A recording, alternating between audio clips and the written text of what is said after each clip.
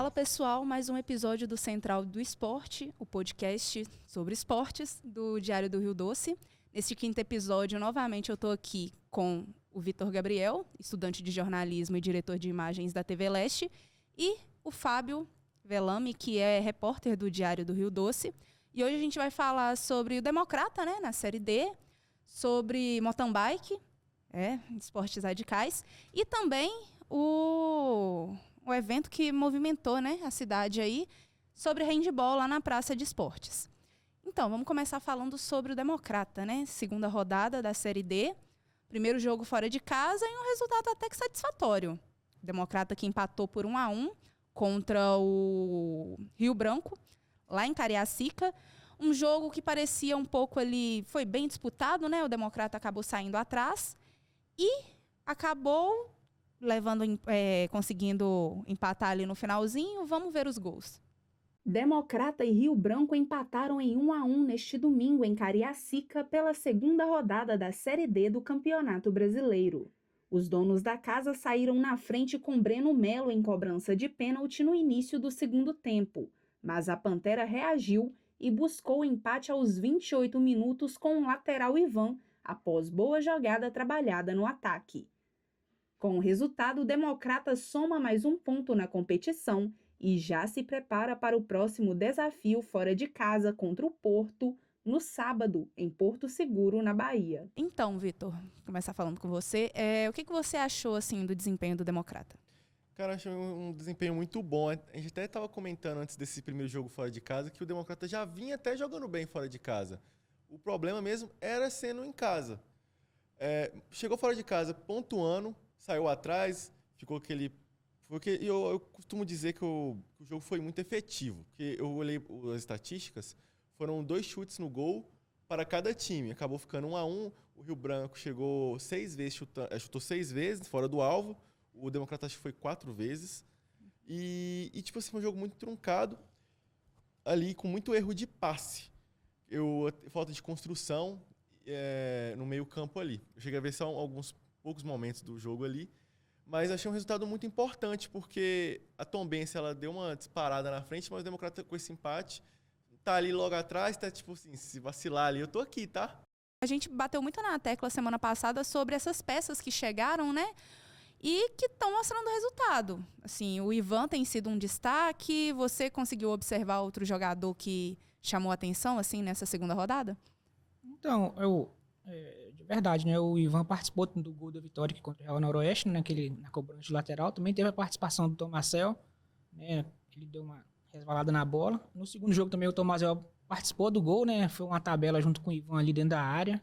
E sim, é um cara que tem se destacado nesses 2 primeiros jogos do Democrata e que vem dando resultado, né? Um cara que veio de fora, um cara que não participou do Mineiro, né? Então, está sendo importante para a Pantera aí nessa Série D. A gente percebe que o Democrata ele tem um lado direito muito ofensivo, né? E isso, a maioria dos lances ali surgem do lado direito. A gente percebe o lateral esquerdo, se eu não me engano, é o Brian, mais recuado, mas a defesa tem sido consistente, pelo menos essas duas primeiras rodadas. Agora o Democrata viaja essa semana para encarar o Porto no sábado, lá em Porto Seguro, e eu queria ver com vocês aí se tem algum chute de resultado, se vocês querem arriscar. Então, Kissla, a gente até brincou, eu até falei no outro episódio anterior, né, que o Porto ele surpreendeu na primeira rodada, vencendo bem. O próprio Rio Branco, né, se não me engano, que eles venceram, né, em casa. E eu fiquei tipo assim, eu fiquei com dúvida se é o Vitória ou o Rio Branco que eles venceram. O Branco ainda não ganhou no campeonato, o Vitória ganhou na última rodada. Então pode ter sido um dos dois. Aí tipo assim, o Porto pra mim foi até uma surpresa. Aí na última rodada perdeu pra Tombense por 3-0, aí ficou, e agora? Tipo assim, o que esperar do Porto? Foi só um fogo de palha? Será que foi a zebra? Será que aconteceu alguma coisa aí? Porque eu não vi o jogo também, não posso, né, falar sobre o time. Mas eu espero que o Democrata ele possa se vencer, voltar de Porto Seguro com um ponto, já é ótimo. Eu assinaria já aceitando esse um ponto. Mas se vir de vitória, eu acho que seria perfeito. Ainda mais para um campeonato onde, igual a gente estava comentando, passa 5 clubes, né? Se me falha a memória. Passando 5 clubes, a gente já está com 4 pontos, correto? E aí, o último e o penúltimo tá com 1 ponto e o último com 0. E aí a gente já distancia para tipo, uma gordura de 2 rodadas, se pode tropeçar ali, que a gente não vai para fora da zona. Então, com uma vitória, a gente vai tipo, encaminhando uma classificação de forma tranquila. Mas é lógico, tem muita água para descer da ponte. Então, o Democrata tem chance de ganhar o jogo, né? O Porto é uma equipe nova.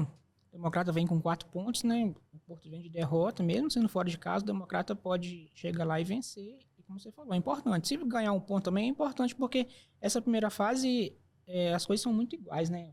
Não tem tanta diferença de um time para o outro, assim, apesar do Tombense estar liderando com 6 pontos, né? Mas se o Democrata voltar com um empate ou uma vitória, será sensacional, porque depois vão ser 2 jogos aqui em Valadares, que aí sim pode encaminhar a classificação, né? Só acertando a informação, são 4 times que passam, né, por grupo, né? São 6 e 4 um passo para o mata-mata. Então, assim, tem muita coisa para acontecer, mas se o Democrata conseguir pontuar novamente fora de casa, aí vão ser 2 jogos em casa aí que pode ficar bom para nós aqui. Inclusive que é um contra Tombense, então pode fazer aquele duelo de 6 pontos, né?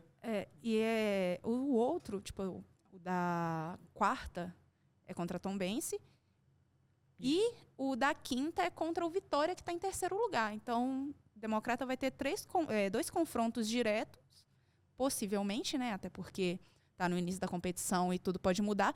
Mas se conseguir um bom resultado nessa rodada, contra o Porto, ele já tem uma briga direta ali com o Vitória, com a Tombense que, igual a gente falou, é um adversário já conhecido, é um adversário muito difícil de jogar contra, né? É um time que sempre vem bem estruturado para jogar aqui em Valadares, mas que ainda assim é um adversário conhecido. O Democrata tem perfeitas condições. E você comentou sobre o lado direito, que tá tendo bastante ofensividade.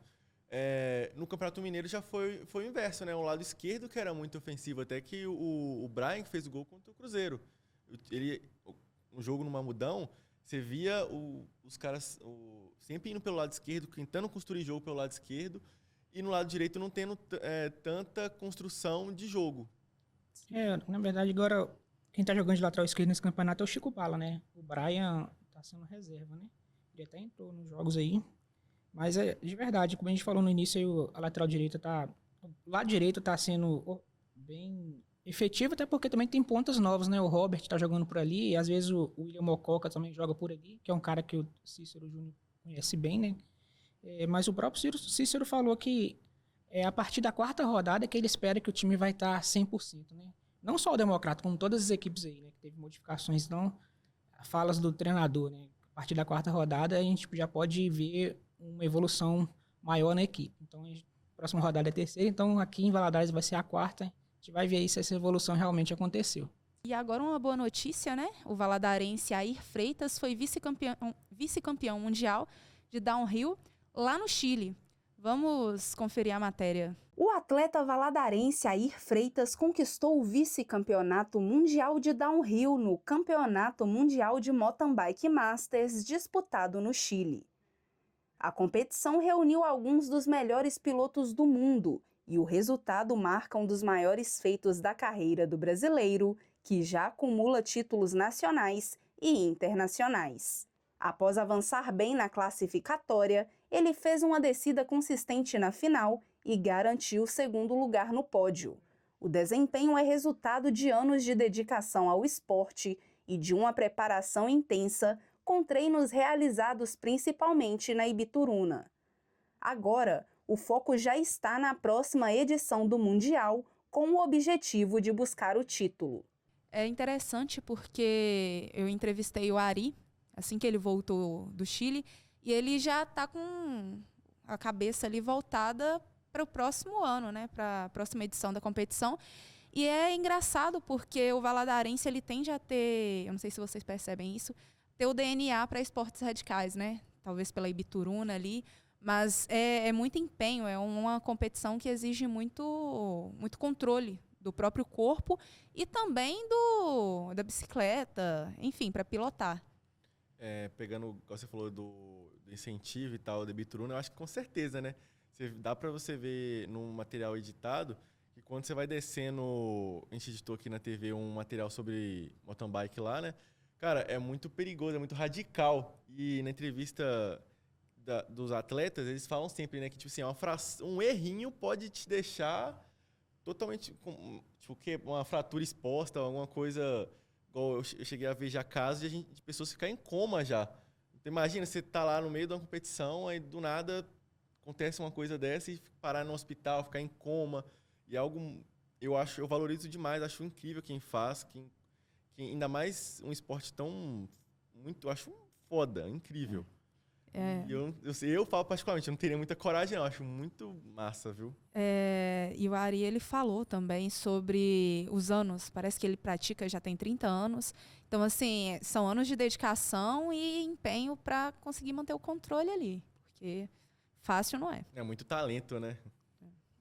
Também a experiência, você falou desse tempo todo que ele participa de competições, né? É um esporte radical, difícil. Como você falou, tem que ter controle da bicicleta também, mental, coragem. Qualquer erro realmente pode acontecer um acidente grave, mas a experiência dele conta muito, né? Então, acho que fez diferença para ele lá no Chile. Já que a gente falou sobre esportes radicais, vamos voltar para as quadras, né? Mais seguro. Para algo mais tranquilo, porque nesse final de semana aconteceu a Copa Praça de basquete e a Copa Praça de handebol. A gente tem um atleta aqui, né? De basquete. Você não disputou, mas que entende do assunto. Faculdade. O Fábio teve lá para conferir um pouquinho. E, Fábio, o que você achou? Então, Kisla, foi uma competição importante, porque a Copa Praça, ela existia antigamente de futsal. Depois ela foi evoluindo, aderindo novas modalidades, né? Esse ano já teve de natação, já teve de pickleball. Aí esse final de semana teve de basquete e de handebol, né? E teve equipes de várias cidades, não só de Valadares, né? Conferindo aqui, teve Ipatinga, Timóteo, Coronel Fabriciano, Conselheiro Pena, Resplendor, Itaiomi, São José do Safira, Felício dos Santos, que é uma cidade próxima ali de Diamantina, e Teófilo Otoni. Então, assim, foram muitas equipes, né, das cidades aqui da região para participar. E foi uma competição bem disputada, né? No basquete masculino, por exemplo, a nossa equipe de Valadares é uma equipe muito forte e foi campeã, né? Vencendo a equipe de Felício dos Santos na final. Teve a fase de grupos, né? Venceu a semifinal e na final ganhou também. No feminino, já quem ganhou foi o pessoal de Teófilo Otoni, vencendo a equipe de Valadares. Venceu os 2 jogos, né? Porque só tinha essas 2 equipes na disputa. Também teve o handebol com muita... nas categorias masculino e feminino, sub-15, sub-17 e adulto. Então, assim, foram disputas bem interessantes aqui em Valadares, que marcaram aí o final de semana da Praça Esportes, que ficou bem movimentada lá. Só fazendo um adendo, é interessante também ver como esses eventos na Praça de Esportes movimentam a região como um todo, né? Tem igual cidades mais próximas como Ipatinga, Safira, sempre marcam presenças. Saiu do âmbito só regional da cidade para expandir para outras cidades vizinhas, mas também, tipo, igual o Flotone está um pouco longe daqui, vinha até cá, igual perto de Diamantina, vindo aqui. Mostra aqui, tipo, a importância já do evento, né? Consolidando.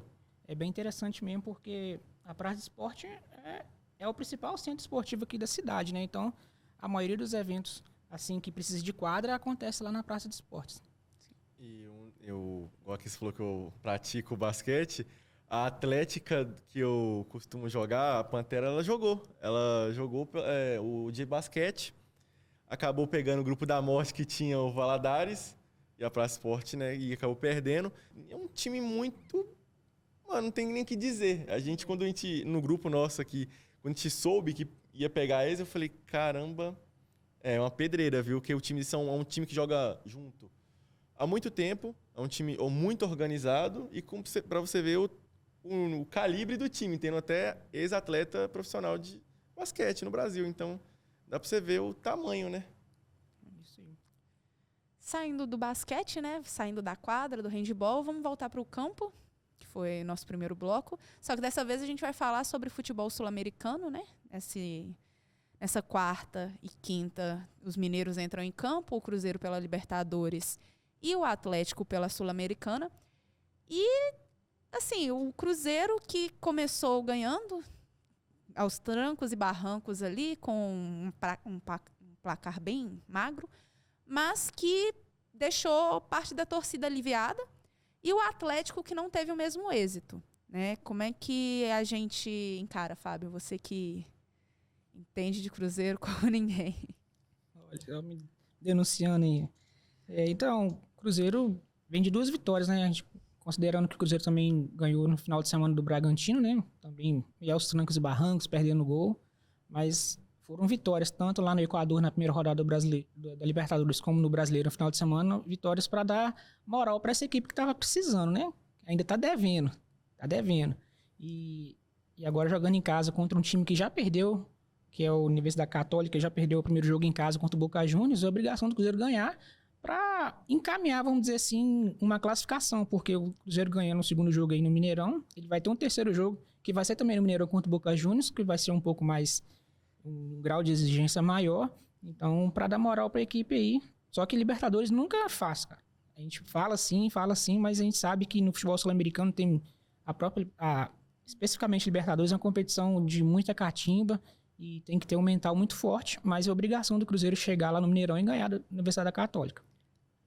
É interessante você falar sobre isso de catimba, porque no último jogo do Cruzeiro, né, o jogo da estreia, eu vi o comentarista falando que os próprios jogadores já perceberam que fazer cera rende, porque eles nunca, os árbitros sul-americanos, eles tendem a não recompensar nos acréscimos, né?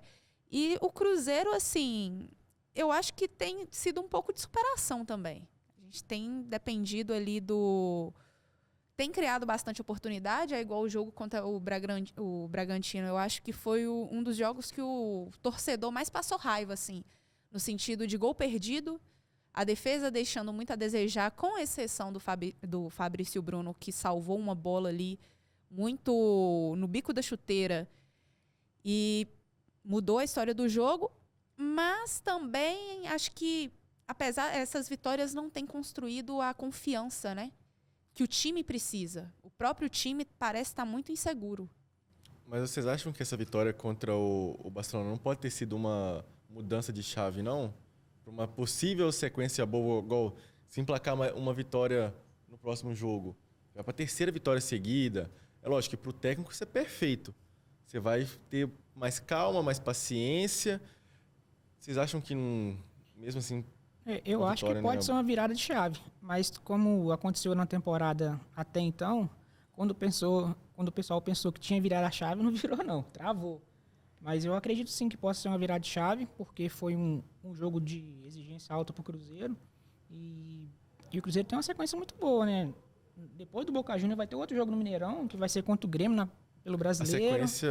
E depois vai ter, acho que é o Goiás fora na Copa do Brasil. Até o jogo contra o Atlético são mais 4 jogos, acho, 4 ou 5. São jogos que dá para o Cruzeiro ganhar e pegar essa confiança. Porque a confiança só vem, gente, se vencer. Se não vencer, não tem confiança, não. Pode vencer aos trancos e barrancos e a confiança vai chegar. E aí depois da confiança, o futebol tende a melhorar. E todo mundo, torcedor do Cruzeiro, até os próprios jornalistas de BH fala, antigo treinador fez um trabalho muito ruim que destruiu tudo que aconteceu do Cruzeiro no passado e está tentando novamente se reconstruir, né? E está com o Arthur Jorge aí, ele repetiu a equipe, né, nos 2 últimos jogos e é isso. Só para fazer uma sequência de jogos, o Cruzeiro pega dia 15, né? Com a Universidade Católica, dia 18, segundo Sofá Score. É o Grêmio em casa, no dia 22, Goiás fora pela Copa do Brasil, e no dia 25, o Remo, e dia 28, Boca.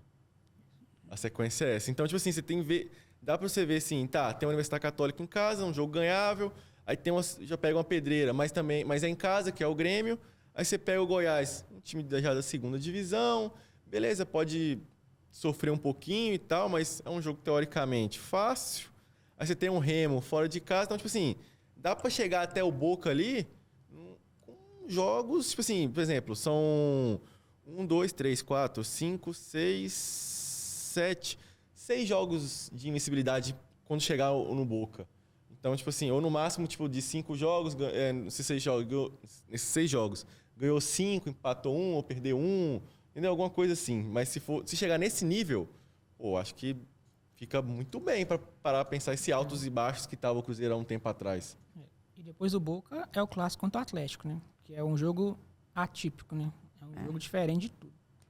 E aproveitando a deixa, assim, para falar sobre o Atlético que não deu a mesma sorte do Cruzeiro, né, na estreia pela Sul-Americana, e o Barba, que tá, como a gente fala muito assim do trabalho do Tite, mas o início do trabalho do Barba não tem sido tão bom. Se eu não me engano, são 10 jogos, são 5 derrotas, 4 vitórias e 1 empate. E gera aquela questão também. Agora a defesa com a volta do Lianco, né? Parece que está bem estruturada, Lianco e Juan. Só que a frente ali continua sendo incógnita. O Hulk não marca desde fevereiro. O último jogo que ele fez gol foi na última rodada da fase de grupos do Mineiro, que ele faz 3 gols. Dali pra frente ele não marcou mais nenhum. Contra o Itabirito. Isso, né? E você falou dessa inconsistência do Barba, eu até peguei aqui pra ver. Perdeu os últimos 2 jogos, mas antes disso tinha ganhado 2. Então, tipo assim, ganha 2 seguidos, agora vai. Igual, por exemplo, o Cruzeiro, a gente acabou de falar, por exemplo, ganhou do Atlético Paranaense. E será que agora é mudança de chave? Aí vai e perde pro Porto Cabelo. Que, desculpa, é um time muito ruim. Não é um time, pelo investimento do Atlético, comparado com o Porto Cabelo. Se eu comprar só o Hulk, já vamos falar de uma discrepância enorme entre os elencos. Só o Hulk. Agora, se a gente falar, vamos falar do Scarpa. Vamos falar, bota só o Scarpa nessa balança. Então, tipo assim, perdeu pro Santos com a torcida criticando muito, porque foi através de um erro de passe do Hulk. Então, tem uma galera que já te fala assim, o Hulk será que tem que ir pro banco? De novo, já é a segunda vez na temporada já que a gente tá falando sobre isso. Mas o que não é defender aqui, mas o Atlético não tem substituto pro Hulk, né? Que o Hulk era o protagonista do Atlético por muitos anos, não tem esse cara. E levar em consideração também que no primeiro jogo do Sul-Americano o Atlético jogou com um time misto, né? Eu não sei se vai ser uma constância assim durante a temporada, nessa Sul-Americana especificamente. Não sei, porque o jogo de quinta-feira vai ser em casa e precisa ganhar, né? Eu não sei se vai ser o time reserva, se vai ser mesclado, se vai ser o titular. Mas que na Sul-Americana ele precisa, mesmo com o time misto, ele precisa ganhar. Ele tem mais time. No primeiro jogo ele deveria ter ganhado. Tinha mais time que o adversário e perdeu. Contra o Santos já veio os titulares e perdeu de novo. Então, não vou dizer que é uma mini pressão, mas agora eles vão ter que jogar um pouco mais, porque a torcida não vai ficar satisfeita perdendo jogos de sequência. Então, é interessante falar sobre isso, porque o Barba ele chegou com a filosofia de testar o time. Ele tirou algumas peças ali importantes, deu chance aos que não estavam jogando tanto. E nessa semana, na última entrevista que ele deu, ele já falou que os melhores vão jogar. Mas resta saber quais são esses melhores, né? Porque a gente tem ali Hulk, Scarpa. Igual falou, o Hulk não está tão bem. Mas será que realmente ele que vai entrar? Porque é um time que, apesar de não ter a força, né, que mostrou, apesar dos pesares, né, nos últimos anos, apesar de ter lutado contra ali na parte de baixo da tabela do Brasileirão nos últimos 2 anos, é um time que tinha peças importantes e que foi perdendo ao longo dos tempos, né? A gente já bateu nessa tecla aqui também. Só que o Atlético, ele não tem, ele ainda que tenha perdido e que os que restaram ali não estejam rendendo, ainda assim é mais time do que alguns adversários. É igual o Atlético, se a gente for colocar na balança, tem muito mais time que o Santos, né? Em questão assim de fase. Resta saber, né? A gente falou assim, o Hulk tá mal, será que tem que ser no banco? Aí a gente olha pro banco às vezes e fala, vai botar quem no lugar do Hulk? Eu tava até vendo o Fábio falou do jogo misto, né? Contra o Porto Cabelo, o time foi com o time misto e tal. O Hulk não jogou, foi o Matheus Cacerra. Foi uma contratação pré-temporada. Um centroavante. Cara, ele jogou 13 jogos. Ele tem somente 1 gol. E foi naquela goleada do Itabirito. Então, tipo assim, até o momento, ele chegou e não mostrou ao que veio. E foi não é que contratou e estava tipo, de graça no mercado, foi uma oportunidade. Não, o Atlético pagou 7 milhões de euros nele. Então, tipo assim, é um investimento para um time que não está bem financeiramente. Você investe no centroavante, ele é reserva, e quando ele entra durante o jogo ou é titular, ele não consegue desempenhar. Então, galera, vou aproveitar a deixa para agradecer a participação de vocês mais uma vez. E vamos ficando por aqui. né? Na próxima semana a gente volta com o 6º episódio. E, para mais informações, fiquem de olho nas redes sociais do Diário, no site também. E até mais.